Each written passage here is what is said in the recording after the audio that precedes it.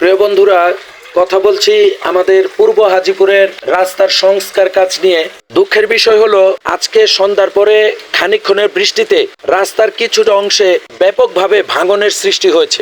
এই অংশের রাস্তার এক পাশে রয়েছে একটি পুকুর, আর এই পুকুরের পারে যথাযথ বাঁধ না দেওয়ার কারণে বৃষ্টির পানি যে এখান দিয়ে গড়িয়ে গেছে, সাথে সাথে নিচের বালি ব্লকগুলির ফাঁক দিয়ে বেরিয়ে যাওয়ার কারণে রাস্তার নির্মাণ কাজে ব্যবহৃত যে ব্লকগুলি রয়েছে সেগুলি সব এলোমেলো হয়ে গেছে।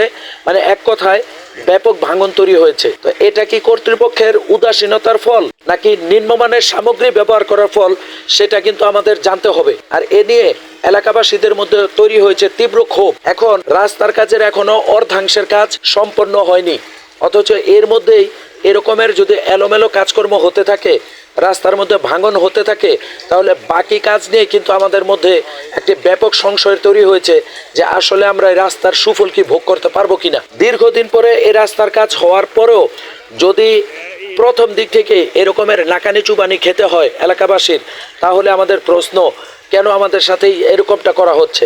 কলাগাছি ইউনিয়ন পরিষদের অন্যান্য জায়গার যে সকল জায়গায় মানুষ দিনের বেলা যেত অনেকটা ভয় পেত, সেই সকল জায়গাও এখন খুব চমৎকার উন্নতির ছোঁয়া পেয়েছে। আমরা এলাকাবাসী এই সকল সমস্যার স্থায়ী এবং সুষ্ঠু সমাধান চাই। না, এই যে আমরা এই কাজে খুব সন্তুষ্ট।